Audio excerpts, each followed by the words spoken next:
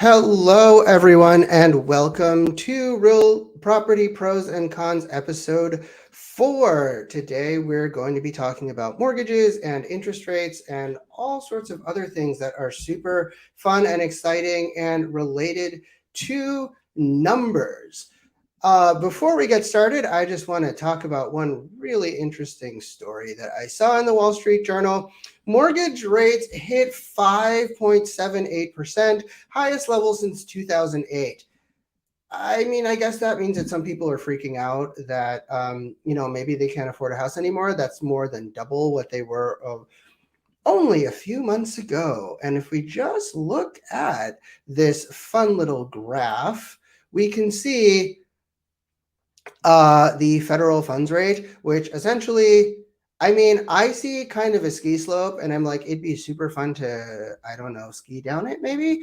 But other people see, oh God, this is really terrible, and interest rates are really high, and it's going to be a lot more expensive to spend money or get money or something along those lines. I'm a lawyer, I'm not a numbers person, and there's a reason for that. Regardless, we have an expert who is here today with us, or a real property pro, Joe Detmer. And Joe is really awesome. I have worked with him. He is a very good mortgage broker, and he also loves numbers. And he's also like completely not capable of being phased. He's like this Zen, sort of easy to talk to person who I think probably literally has some sort of river flowing through him to be as calm as he is all the time.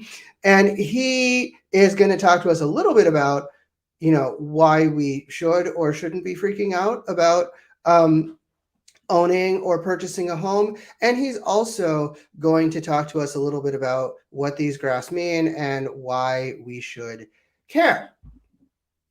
And if you can't tell, I have just decided that the news segments are going to be at some other point in the week. And these shows are going to mostly focus on my interviews with awesome guests, because my awesome guests talk about awesome things, and I can talk about the news anytime. So without further ado, why don't we welcome in our guest for our Interesting Insiders segment.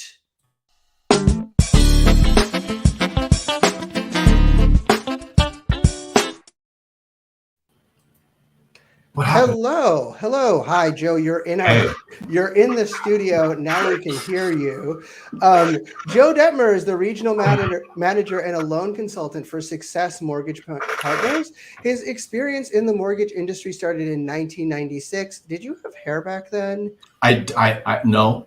Okay. In No. 1996, when Joe did not have hair, when he was a financial planner for Bank of America and worked with their loan officers on behalf of his clients, after referring families to the mortgage side of Bank of America for over 2 years, Joe had the passion, vision, and bravery to jump into the mortgage industry himself and became a loan officer. If you're better at math than I am, you would figure out that he has now been in the mortgage industry for 21 years, helping over 5,000 families achieve home ownership. Joe has dedicated his career to helping families achieve the American dream and helping other professionals become loan consultants. And wonderful, nice quote from Joe. Joe, thank you so much for actually providing me stuff to read to introduce you. Joe says, I've always been a numbers guy and I love helping people. Since I was a kid, I always knew I would be in the financial industry. I even job shadowed at a local credit union when I was in the 5th grade. My first year of college, I found myself calling when my father and I were attempting to get pre-approved for my first home. I knew about banking, but very little about mortgages, so I was very nervous and didn't want to ask any bad questions. The loan officer who helped us was so knowledgeable, patient, kind, and explained everything to me in a way that I could understand, which is impressive, explaining something to a college student in a way they can understand. Just got to throw that out there. Wow. Even though my father had bought homes in the past, he let me guide the purchase and educate myself on the nuances of getting a loan. Our loan officer didn't hesitate to repeat or rephrase anything that I was still uncertain about. Though I'm sure he had done hundreds of loans before, he understood that this was my first loan and he treated it as such. He helped me accomplish my dream of being a homeowner while making it one of the greatest customer experiences I've had and one I will never forget. I'm dedicated to paying that experience forward to others. Isn't that an inspirational story, everyone? That's really awesome. Um, all righty. Well, thank you so much, Joe, for being here with us. I really appreciate your being with us. And, the first thing I'm going to do is like slap this sort of thing back on the screen and say, can you tell us what on earth this is? Like, other than a ski slope, which is what I see. It's Fed funds rate. Fed funds rate. Let me say something real quick, though. I mean, we have fun every time you and I interact. It's a gas. We just have a blast. But one of the things, your intro was just, have you ever like been in the passenger seat of your own car for the first time and gone, wow, this is kind of cool? Yes, it's like hearing somebody else read your bio because you're the only one that ever really reads it. Nobody cares. Right. It was like, wow, that's kind of cool. Did I write that? You know what I mean? So thanks for doing that. It was awesome. You did write that. It was a good intro, and thank you for doing that because that made my life better. That was easy. That was cool. No, but that graph that you're looking at, this is the world that we live in right now as far as interest rates. And you're right. It's just a ski slope. The numbers don't mean anything. What that is that's the Fed funds rate. And the Fed funds rate is what the Federal Reserve loans money to the banks to then loan out to their clients or for car loans or for home loans or for whatever. And so the margin, I won't get too granular with it, but the margin between 1.8 where we are now on the Fed funds rate and where mortgages are going off in the high fives now is what the banks make on those funds that they borrow from the Federal Reserve. If you look at that graph again, the crazy thing is it's been like zero since. Does that mean that the slightly faded out part is actually zero? Pretty close to it. Pretty close to it. And what happened was during the start of COVID and everything, they dropped the Fed funds rate. So because they knew that basically what was going to happen was a real slowdown in the economy because people weren't working and people were dealing with COVID and stuff like that. So they dropped the Fed funds rate, hoping that more people would borrow money, which they did. It was crazy. It's been crazy for the last 3 years. But that graph and that ski slope that you want to ski down, it's going up. It's not going down. And that's what's happened to our interest rates. Our mortgage interest rates are directly tied to typically the Fed funds, not the Fed. So historically, the Fed's raised the Fed funds rate doesn't do anything to our mortgage interest rates. It's only been in this cycle during this heavy inflationary time that interest rates have been really tied to whatever the Feds are doing as far as raising their rates. And it's just been crazy. We've gone from, the high twos, low threes back in February to now being, 5.75 to 6% right now for the same loan. So it's just been, it is just for trivia reasons, for if anything else, it's been the highest jump in the shortest period of time since 1987. That's pretty impressive. Rates. Yeah, it's also crazy. I was not alive in 1987, so this is the highest jump in interest rates since I've been alive. So I wonder, what exactly do interest rates do to home affordability? Like, what happens if the interest rate is higher? Obviously, your payment's going to be higher. So I was talking to a client this evening before we came on, and every 0.25% in interest rate that she's gone up has equated to about $200 a month for her on her mortgage payment. Okay, so that means if you're going up a full percent, that's a little less than 1,000. If you're going up 2%, that's like 2,000. Depending on the loan size. Yeah. Well, yeah. And since there isn't anything in San Diego County to buy less than 2.5 million right now. That's that's where those numbers are. I'm just kidding, but it seems like we're getting there, but it's crazy. There's nothing to buy in San Diego on the real estate side. I mean, I did have a client who was like, I would like to spend $300,000 on a house, and I'm like, that is not happening. Yeah, I actually had that's a down payment. I had a real estate agent refer me a client yesterday that I called him, and I said, because we go over purchase price, cash to close, things like that in a loan consultation. And I'm asking him, what are you thinking about for purchase price? He says 350. And I said, where are you moving to? And he goes, no, here in San Diego. And I said, it's out there? And he said, yeah, for a studio condo downtown San Diego, I found one for 350. Like, you can find a studio condo in downtown for 350, but I think one of the questions that I have is, if you can actually only afford a $350,000 mortgage, can you actually afford a $350,000 condo? Yeah, right. Say what you mean about that. So I'm wondering I don't know, if you're buying in certain condo complexes, yes, the condo is 350, but then the HOA fees are like $1,000 a month. So does that affect what you qualify for as a mortgage? Absolutely. Yeah, it's so his were 775. So all of a sudden his so when you qualify a person for a loan, you look at the total payment, the principal and the interest, which is the loan, the taxes on a monthly basis. So taxes are paid twice a year.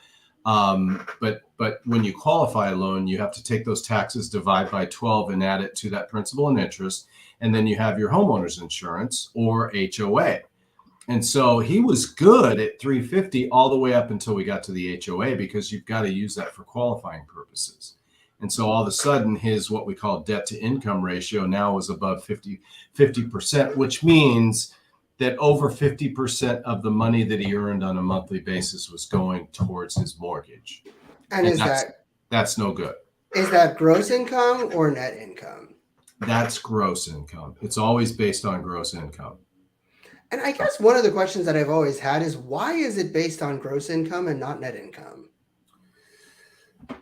Or do you know? Wow. I've never had anybody ask me that question ever. That would have to go back to Fannie Mae and Freddie Mac, and that's a whole nother conversation. That there's a lot of things I love talking about. And one is home ownership and getting people in homes. Something I try and steer away from as much as possible is talking about Fannie Mae and Freddie Mac and interest rates, So, I mean, when we sit down and talk about stuff, we always find stuff that really interests us to talk about. And it's I could talk for hours on certain things, but Fannie and Freddie Mac's one of those topics that I don't want to talk about. Fannie and Freddie can be like off married together in some place that you never visit. Yeah, right. They could be together. Who knows? Okay. And you weren't invited to the wedding, and you're still bitter about it. And I probably wouldn't want to go. And I wouldn't even think about crashing it. There's no way. Yeah, right. For sure. No, but kind of seriously. So it is based on gross income. It's not based on net income. So that basically means if you make, say, $10,000 a month, the debt to income ratio is going to be based on that $10,000 a month. It's not going to be based on the taxes. And what it's based on is your principal and interest, your taxes, your insurance, and if there's homeowners association dues, you add all that together, divide by your gross income, and that gives you a debt to income ratio. And right. That's what loans are qualified by. And also, if you have other debts, like if you decided you're going to buy that really, really expensive piano and finance it and are paying like $1,500 a month for it, then that goes into your debt to income ratio. And there's something we say when we start somebody on the process of buying a home and they're getting a loan is do not go out and establish any other credit and buy anything else until you get your home bought.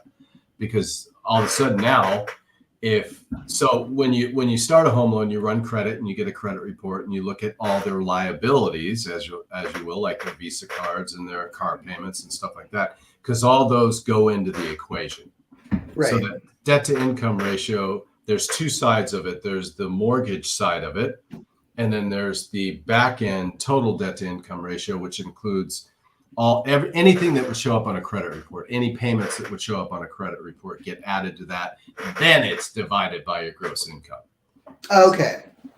I think we just explained it really well. I think that was good. Yeah, I think that was a good explanation. Thank you for that, Joe. And you know, guidance. Yeah. And you know, the funny thing about it is so I remember talking to a client who's like, well, you know, how can they think that we're going to be able to afford like 50% of our income? Like, what about taxes? And I'm like, the people who come up with the mortgage formulas are assuming that you are going to be able to have, you know, that other 50% is going to go towards your other expenses. And, you know, they're like, well, I don't trust the formula. And that's fine. But yeah, they have the formula for a reason. You know, it's like we do a lot of loans, and it's like when we have a 50% debt to income ratio, there's always something else, like the wife is working part-time and we're not even using her income, so there's other income coming in.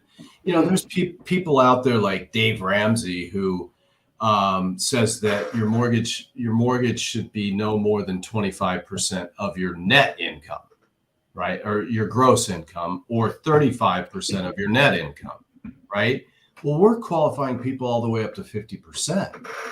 You know, so hopefully if your debt to income ratio on your loan is 50%, there's another form of income coming in somewhere else that's not claimed or not whatever, or not, you're not paying taxes on or something like that. Because if you were to take a monthly income of $10,000, right? 5,000 of it, a 50% debt to income ratio, was going towards all your liabilities. That leaves you with $5,000 to use for taxes, for everything else. And think about it: if you're making $10,000 a year, you're in the 23% tax bracket. So all of a sudden, 23% of that 5,000 is gone. Now you're only left with, you know, $3,500 to spend money in. Anyway, I love numbers, but numbers bore the heck out of me sometimes, and especially when I start to see you looking for other things to talk about, like you are right now. I am not. I'm actually looking at. I am actually looking at a potential viewer question that we will be answering later on in the show. Okay. But it's really cool that I now like get to see a little thing that says, hey, this person has asked a question, before I would get like questions beforehand. So that's really great. So we'll answer that question during our viewer question segment. But when you talk about, so do you think that this like 35% threshold, is that realistic now? No, not in San Diego. Understand Dave Ramsey, like a guy like Dave Ramsey, is in Nashville, Tennessee. Is that realistic in Nashville, Tennessee? Like, well, the average sales price of a home in Nashville, Tennessee, is $356,000.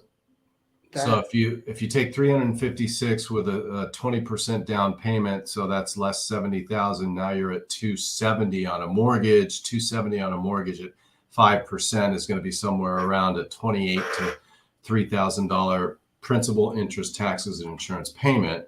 You only have to have about $7,000 in income to fall under his 35% debt to income ratio. I know I did those numbers really quick, but yes, it's realistic in those parts of the country. In California, absolutely not whatsoever. I was associated with a company that is associated with Dave Ramsey, has had a 30-year relationship with Dave Ramsey. And a lot of their clients come from Dave Ramsey's radio program, because he talks about that company all the time. And these people would call and say, I'm in California. I want to keep my debt to income ratio, as Dave says, below 35%. I want a 15-year fixed rate, which is going to be a higher payment anyway, instead of a 30-year fixed rate. How can you help me do this? And I say, move to Nashville, because you're not going to do it in California. You're just not, you know? So anyway, we live in a different world in California. You're muted. I'm pretty sure that people in Tennessee would say the same thing. that we are definitely not living in the same world in California. So, but one of the questions that I actually have, though, talking about Dave Ramsey and 15-year fixed mortgages and stuff like that, is there value to actually owning your home, or is there value to sort of carrying debt or carrying a mortgage on your home, and then using that equity to do other things for you? I mean, so I'm a problem solver. All I do is deal with people with problems. The number one problem is they don't have enough money to pay cash for a home. So they have Right. to take out a loan, right? That's the problem, right? So, it's like most people think that by the time, their goal is by the time they're 65 or 72 or whenever they retire, they've paid their home off. The actual percentage of people right now today that are retired that have a home free and clear paid off is only 47% of all American homeowners, right? So the reality of it is 50% of the people that are out there that own a home and are over retirement age still have a mortgage on their home. So yeah, it's a great goal. And you have to be diligent and you have to be disciplined to doing something like that. And that's a great goal to have. And it's awesome. I just don't know if it's, in these times right now, if it's really actually doable, I'll be optimistic. The eternal optimist in me says everybody has the opportunity to be able to pay off a home, but you can live off the equity of your home. You can do things like that. Now there's things out there called reverse mortgages where people take the equity in their home and actually they get paid by the mortgage company on that equity to live and things like that. But it's a crazy world out there. And the old days in the 1930s, 40s, and 50s when people got mortgages and they paid them off in 30 years, I have not talked to in the last, I would say I'm going to go out 12 years. I've only talked to one person, and that was this week, that paid off their home in less than 30 years. Yeah, and I remember a conversation that I had with an actual real estate investor who basically said you should never have more than 20% equity in your home. Like whatever the bank requires, that's what you should have, and the rest of the equity should be off doing other things and making you money. And I don't know what your take is on that. Well, it's advanced financial strategy that you're talking about, really, is what it is. Because when you talk about, up until recently, the federal government only allowed us to write off up to $8,000 worth of mortgage interest, right? And this killed the guys that had $1 million and $2 million properties because they had a lot more interest out there that they couldn't write off. That's something that most new homeowners don't understand until you walk through it with them, that interest on your loan is tax deductible, right? Right. So whenever I send somebody what's called a total cost analysis on a purchase of a property, it shows what the monthly tax benefits are. So it'll show the principal, interest, taxes, and insurance payment. Then it'll show the tax deductibility and what that savings is at their tax bracket on a monthly basis. So somebody that has a $2,500 mortgage, once you get, at the end, now, of course, you're paying that $2,500 every month, but at the end of the year, you get to write off all that interest. Right. So they took away the cap on the interest deductions that we could achieve through the use of the interest on our home loans. So a lot of people, to answer your question specifically, there's a lot of guys out there that are property owners. More money was made in this country through real estate than any other investment. That's for sure. For sure. But there's a lot of guys out there that use those things, like they're 65, 70, even some 80-year-old people that want to have a mortgage because they've put themselves in a great position where they have additional income coming in through their retirement and through their investments that they need tax benefits for. So think about it that way. If you're 75 years old and you're retired and you've done it well and you've set yourself up to have a great retirement income through investments, which you're still paying taxes on, things like that, you want to have something to offset those taxes, and a mortgage is the best way to do that. So that's the explanation of what you're talking about, really. You're muted again. Oops. Yes, my mic. I can't tell when it's flashing or not. So really, what ends up happening is if you hire somebody who can help you understand appropriate financial strategy and basically good tax strategy, there are tax advantages to holding a mortgage that you would otherwise not have. Absolutely. Absolutely. So if I look at a $2,500 mortgage payment on a monthly basis, and you're in the 23% tax bracket, you're writing off, depending on your interest rate, obviously, and now that interest rates are higher, you're writing off more of it, but you're writing off somewhere around $200 to $300 to $400 a month when you take it on a monthly basis. So your mortgage really, if you're renting for $2,500 and you buy and you have a $2,500 mortgage payment, your monthly gross payment on that mortgage is actually less than your rent is. So we call that a rent versus own. And it's still achievable. It's still achievable as rents go up in San Diego County, even that you could get a mortgage that the net effect of that mortgage and the interest that you pay on that mortgage on an annual basis really pencils out that monthly you're paying less for that mortgage than you are for your rent at $3,800 a month or whatever you're paying. You know what? Seriously. Yeah, I know. I know. As a landlord, as dealing with people with landlord-tenant issues, I can tell. And also, one of the other advantages to owning a home versus renting is your landlord, if they take the property back from you, is going to be able to re-rent it. The bank really doesn't want your house. They don't. They do not.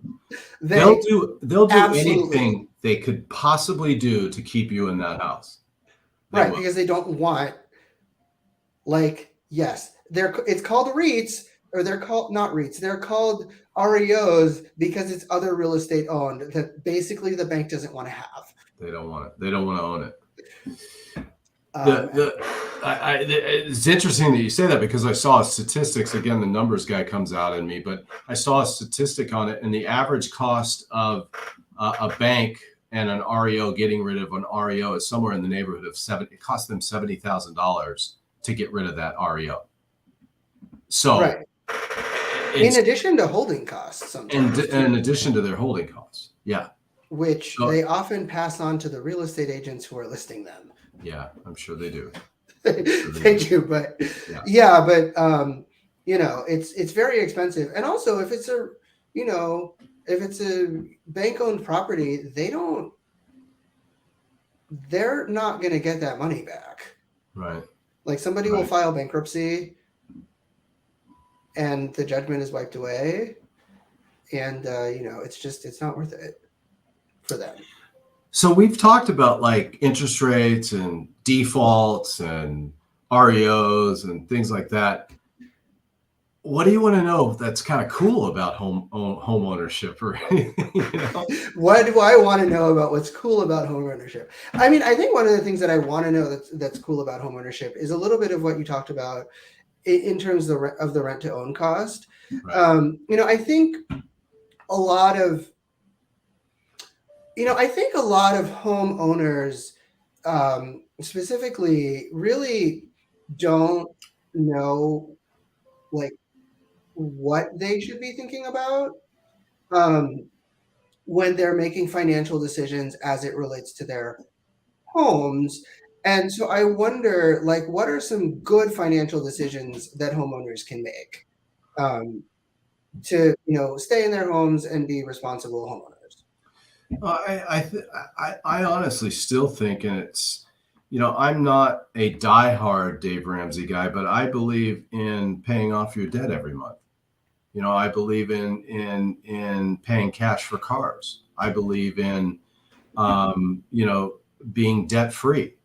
I mean, what's the fastest way to having a home that's paid for free and clear? It's having no other debt and basically focusing on paying everything you possibly can towards getting your home paid off. So I think one of the keys, and I've dealt with a lot of refinances in my career and a lot of people in trouble that need cash out to pay off consumer debt and things like that. And although, it's like if you've got, the average American has somewhere around $14,000 worth of consumer debt, credit card debt, right? And if you look at that, I mean, you're paying a lot of money on that interest, and those interest rates average above 9%. So Yes. the sooner we can get rid of that stuff, the better off we're going to be as far as paying our house off sooner. I think the key to debt-free home ownership is getting rid of the debt first and then taking care of the home. So anyway, I mean, that's just kind of a real fundamental view of what successful homeowners do that want to pay off their mortgage sooner than 30 years. Right, is just having less debt. And I mean, really what it sounds like is living at or below your means. Right. Yeah. Below. I mean, that brings up a whole conversation, but how many of us do that? I mean, I wonder, how realistic is that for people, especially now, to kind of live below their means or live at their means? Are there payoffs or are there trade-offs to doing that? Not even like financial trade-offs, but like there obviously are. You're not going to buy, the brand new Z4. Maybe you'll buy a Honda, but Yeah. in order to do that. But like, are there, is there a status element that people forego that maybe reduces their upward mobility if they choose to live that way?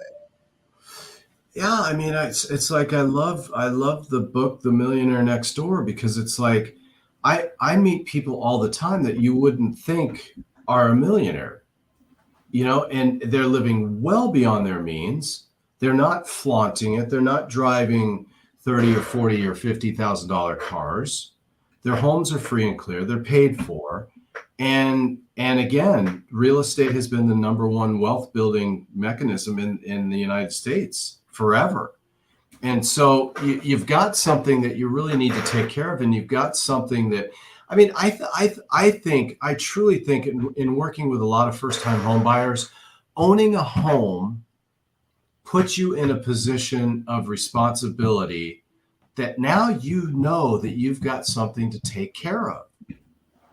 This home of yours, it's an asset. I look at home ownership, homes and mortgages and all that stuff that goes along with it. It's an asset. So how are we going to get that asset to work best for us? And that is through paying it off.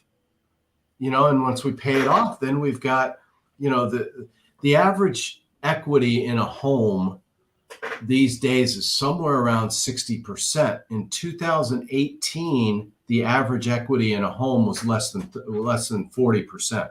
It was 37%. So the average amount of equity in a home has doubled in the last 13 years. So it's like people have a ton of money, and they can choose to sell their homes. They can use the equity for whatever they choose to do it. But I don't think, you're getting to a point that I don't think we'll ever, in a perfect world, we'll live debt free and we'll just live off of the income and live in the house that we've paid off that's free and clear. Yeah. That's a perfect world, right? How many people are going to actually ever achieve that? So what that means to me is, how do we make the best use of the money, and how do we make the best use of those debt instruments? Right. The majority of people in this country will always have some type of debt instrument attached to their credit report. They just right. And I think you made 2 points, both of which I think are really interesting. One of the things is, if you have a house and it's sort of building up this equity, one of the questions is, what is the best use of that equity? And then the second question that I have is, what is a way to unlock that equity? Like, I've seen a lot of really, shall we say, interesting avenues that people have used to unlock their equity, some of which have gotten them into serious legal trouble, which I helped them get out of. Yeah. But so those are my 2 questions. Once you have that equity, what is sort of the most responsible way of dealing with it, using it? And the second question is, what is the most responsible way of accessing equity that you have? There's all kinds of answers to that question. It's like you've heard of move up buyers and move down buyers, right? So you retire, you're 72 years old, you've lived in this 3,500 square foot home and raised a family of 3 kids, and they're now all off and done, and professionals and doing their own thing. And, you have, 500 to $1 million worth of equity in that property. You can then go and downsize and buy something. You don't need that 35. I deal with this all the time. You don't need that 3,500 square feet. You don't need that large, huge home. The challenge in today's market, though, is finding a property, because we've got a lack of inventory out there to downsize or something like that. That's one way. You get to that age and you go, we don't need this. Why don't we downsize and go buy something for cash now and not have a mortgage now that we've obtained all this equity?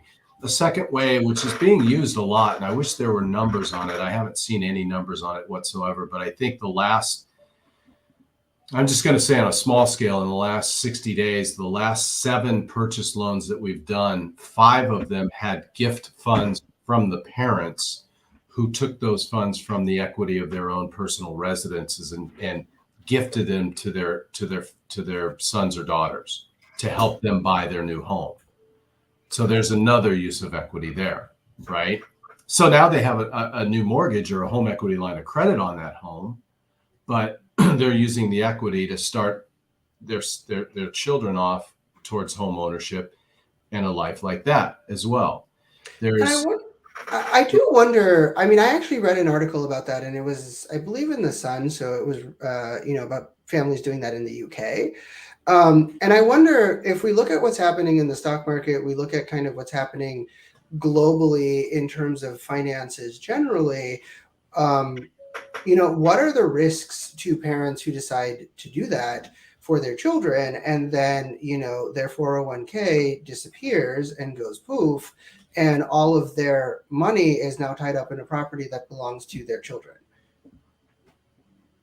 Well, it's kind of, when you put it that way, it's kind of like never co-sign for anybody, I mean, so, but people do it, so it's, I don't know that anybody that I've dealt with in that regard are not counting on their 401k for their monthly retirement income. That's not their retirement income. They've got a pension fund or they've got retirement from some other source and not a 401k. But you make a great point, and that's what all of the major, I'm going to say conservative financial minds are concerned with these days. Is, we've heard it forever, is as the stock market goes down, but then the stock market's going to come up again. As interest rates go up, well, we're headed towards a recession and the interest rates are going to come back down to where they are.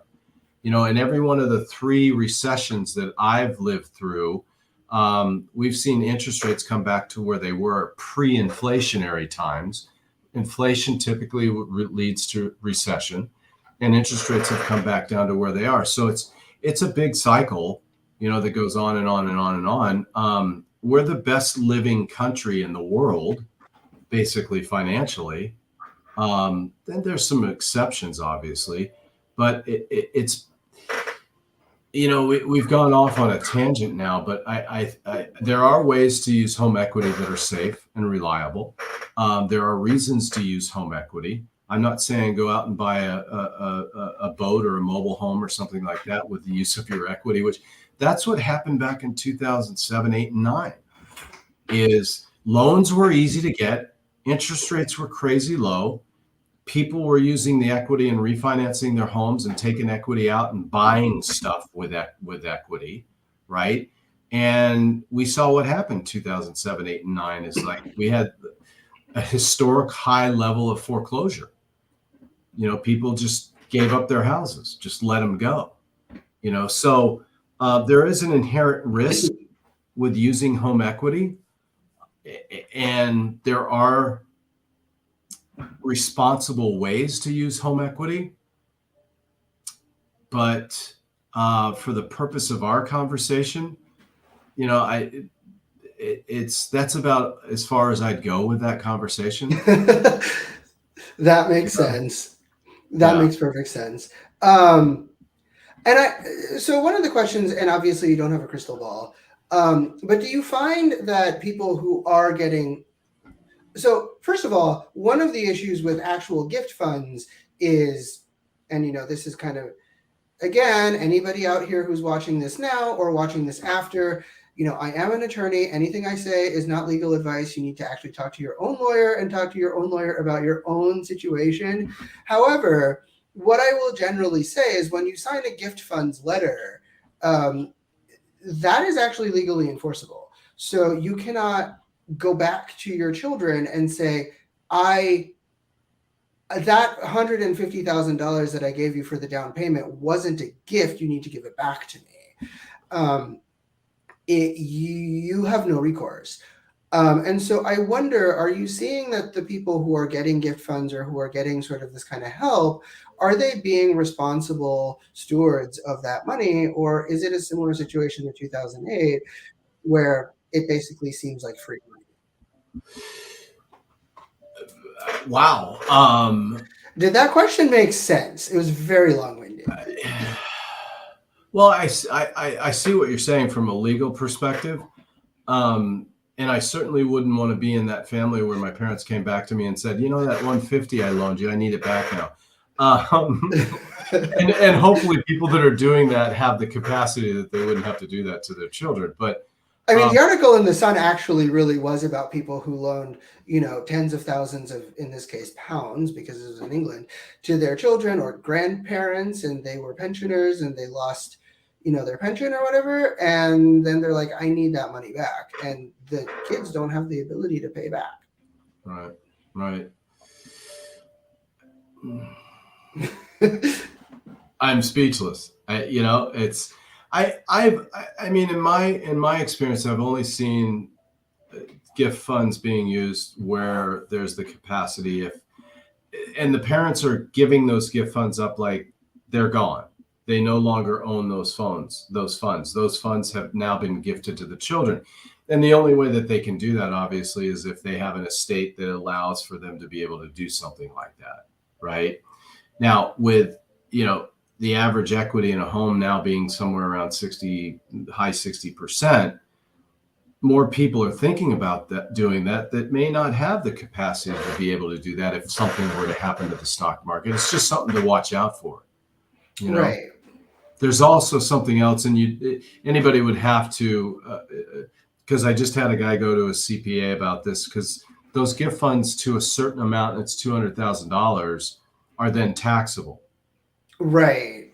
So, and a CPA can tell you all about that, and I choose not to go that direction. Yes. It's like, what did you say when you opened? You said, we're talking about things that I don't have the knowledge on, or something like that. Therefore, I became an attorney. Right. Right. Exactly. So I'll have that conversation with people. What about my tax consequences, Joe? Well, there's certain things that I'm just not up with, that I became a mortgage guy, and you could talk to your CPA on that. And right. Exactly. CPA.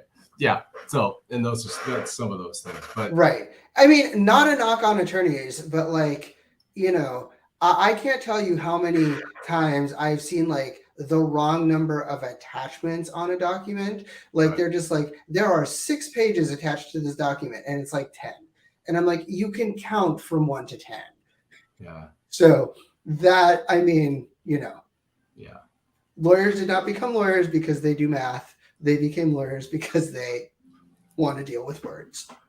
Well, there's something I believe that everybody out there, as they're going through their life, should have an attorney that they know, like, and trust, right? A CPA, or at least just know and trust. Or just don't have to like them.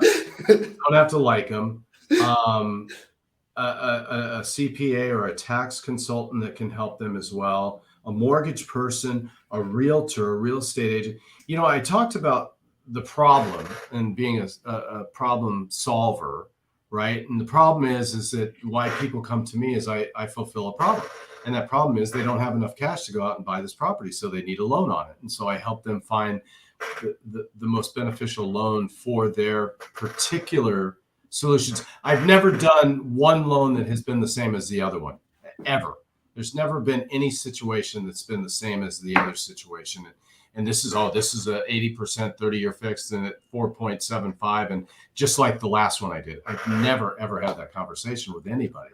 So the first problem is you don't have cash to pay for the property, so you have to get a loan. The second problem that people need to be aware of is that 90% of the real estate agents out there don't have any idea what they're doing. They don't. They do 1 or 2 deals a year and they have no idea, So the second solution is make sure that whoever the real estate agent is that you're working with has not only the experience, not only the production, not only have done deals in the last 6 months, a year, know what the market looks like, are an expert and have some expertise in the market, but can lead, guide, I love these 3 words, lead, guide, and direct you into the property and the program that you need for yourself as far as home ownership, right? I agree. How many people do I talk to that I say, do you have a real estate agent? And they say, yeah, my brother's wife has her real estate license. And you just go, oh God, okay. Wow, this is going to be fun. And I mean, so I agree with that. I think my additional caveat is that obviously I'm biased because I'm an agent who also, or a broker who also has a law license. Right. But I will say that there are some like very specific circumstances where you really should have a broker who also has a law license. For example, and I will give a very good example. I had a client who hired me as an attorney. They had their own real estate agent or whatever, but they wanted to do a rent back. The seller wanted to stay in the home for a certain amount of time, and the seller wanted to do it for no money. And my client agreed to it, and that was fine. But their real estate agent drafted this contract and said, move out date is X date. It was like 2 months out, and rent is $0. And I told my client, you cannot do that. I was like, if you want to do it, you say rent is $10,000 or $15,000 or whatever it was per month. That amount is waived if you move out before a certain date. And that allowed them to do a lot of legal things like collect a security deposit. By statute in California, you can only have a security deposit that is 2 times the amount of rent charged at the time of the signing of the lease. If that number is 0, then your security deposit is 0. That math I can do. Sure. So I think in those circumstances where things are complex, it's really helpful. If you have an agent that you like, that's fine. It's really helpful to, pay a lawyer, a couple $100 or a couple $1,000, depending on what it is, to do it right. Yeah. Well, no, it was because I said an attorney, a CPA, a real estate agent, a mortgage guy. It was a great plug for you because you fulfill 2 of those in one. Yes. That's Frantz. And the one thing I do know about you is that, and I've known this since I've known you, which was part of our networking group and everything else, is like one of the most integrous people I've ever known. Well, thank you. And that says, it's like you have to, and I warn people all the time, you have to be careful in this industry in buying a home, because not only careful, people don't realize the time and money it costs them to not work with the right agent, the right lender. It's so true. We just had a woman get into contract on a $1.5 million property, $1.6 million property. She went and did all of her inspections and everything, and found that somebody had put in a retaining wall around this house, right, without a permit, which should have been disclosed on the front end anyway, right? Yep. They went in and did an inspection on the house, and it was going to take them $200,000 to fix this wall that was shifting with the hillside now, right? Right. Yeah. Like, that is the opposite of the purpose of a retaining wall. It is there to retain as opposed to move. So they went back in and requested a reduction in price by 200,000 because this woman was going to have to invest 200,000. They had the inspection and the what it was going to cost right there in front of them, and they went in and asked for a reduction in price, and the people wouldn't reduce the price on them. So this woman is out about $1,700 for inspections, appraisals, everything else that it takes to start the process of your home ownership in that process. So working with the right person can actually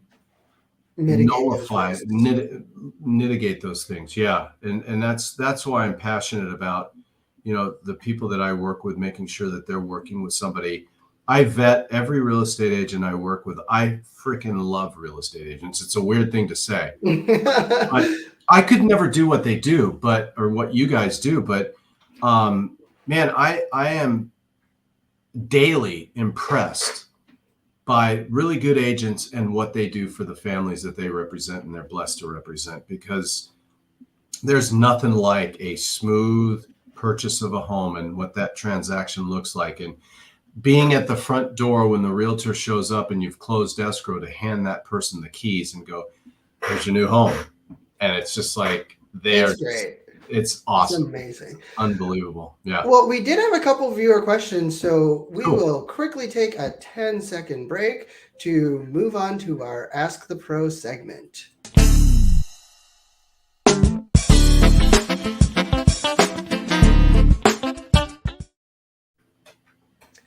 All right, we had two questions. One really great question. What would you advise somebody who wants to buy a house within the next 5 years, given the interest rate hikes?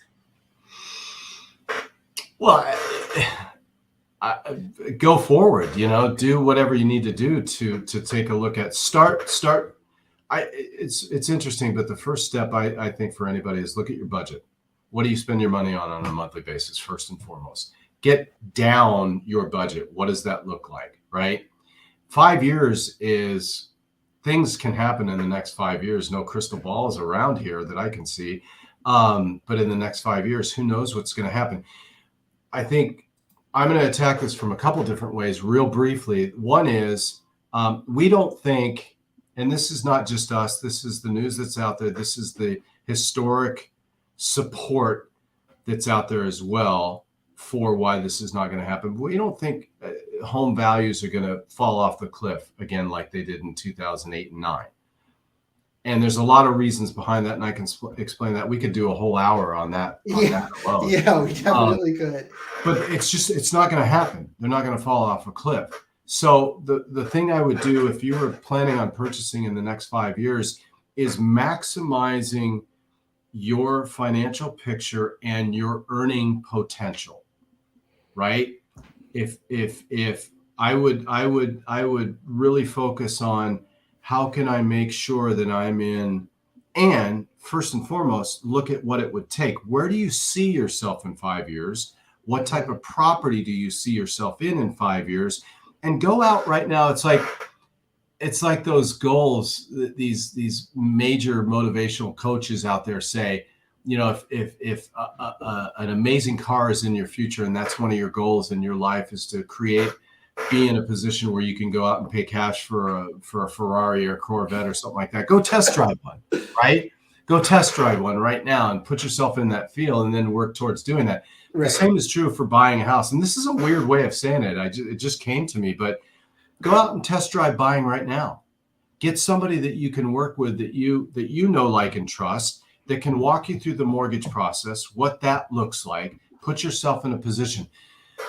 90% of people go out and find a property before they go out and get a loan for that property.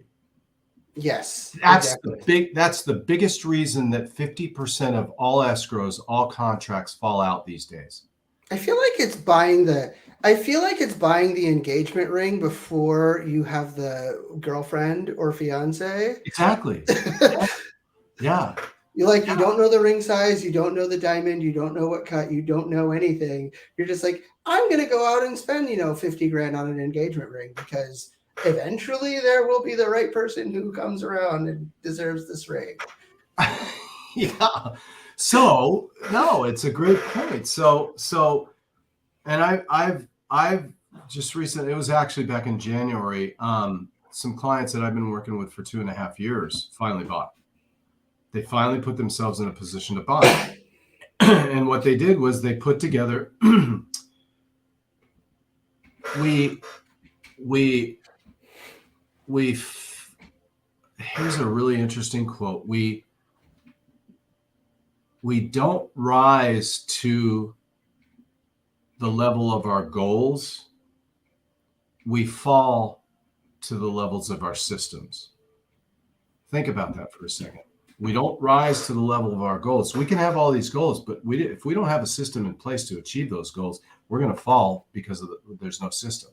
It's so true. That is why I have brought in help, and I'm doing so much better now. Nice. Yeah. So that's what I'd say to any potential home buyer, whether it's 6 months, a year, 2 years, 5 years, is go out and get used to what that process looks like, what lenders look for in your biography or your financial picture, and then take the 5 years to put yourself in that position.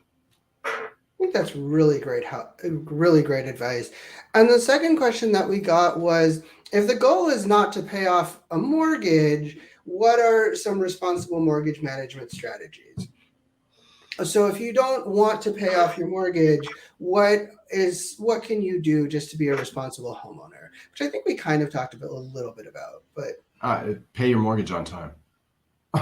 I mean, no, it's so there's people that get really, here's this word again, granular on their budget, and they budget everything, and they've got a budget. And so if they've got an additional $200 on a monthly basis or $300 on a monthly basis, that's not going towards their savings, not going to their children's education, not going towards their mortgage payment, any of those things, which I probably name the top 2 expenditures besides a mortgage, and they have an additional $200 in that budget, they're not going out for an extra dinner that month for $200. They're actually paying their principal down by $200 or $300. So I've got a really cool graph that will show you over the course of 30 years, and it's really easy to do. If you have a $500,000 mortgage and you apply an additional $200 to that mortgage every month, it takes your term from 30 years to 28.1 years. So you're taking almost 2 years off of that mortgage. You apply more to it, you're taking more off that mortgage. If the goal is not to pay off a mortgage, which is what the question states right away, what are some responsible mortgage management strategies? I would say get your mortgage to where you're comfortable with it, pay it down to where there's two things I'll say. One is any dollar amount that you pay above and beyond the principal and interest payment that you make. If you have a $2,500 mortgage every month and you pay an additional $100 a month, that additional $100 goes straight towards the principal. No interest, goes straight to the principal. Secondly, if let's say you get a $500,000 mortgage 5 years ago, you've paid that thing down and you've responsibly paid more towards principal, and you wanted to pay it down and get it to a level that you feel comfortable with that payment. You're going into retirement and you want a $1,200 mortgage payment. There's also something called recasting. And that is, and any lender has to do it. It's a law, is that let's say 5 years in, you've paid that $500,000 mortgage down to $400,000. You can go into the lender and they can recast it so that now the payments are based on the new balance and not the original balance.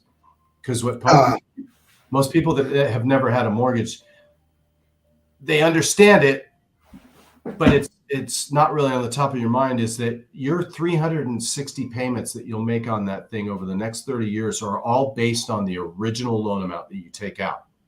That's right. That's a fixed rate mortgage. Yeah. So you 5-10 years into it and you've paid additional principal into it, you've paid that mortgage down, you can always go recast it and they will base the new payment on that new balance. And so maybe for the next 15 years, that's a payment that you can live with and you can retire on. That's a responsible way of managing your mortgage as well. So, Absolutely. Well, thank you so much, Joe. We are definitely out of time. I've popped your contact information up on the screen if anybody wants to Flies reach out to by. Joe. Yes, the time flies by when you're having fun talking with a real estate or real property pro. Thank you so much for being our guest. I want to thank my video producer, Hunter Haddock, my social media person, Tamara Collins, and also thank Joe so much for being here. And I will be back here again next week with another real estate pro.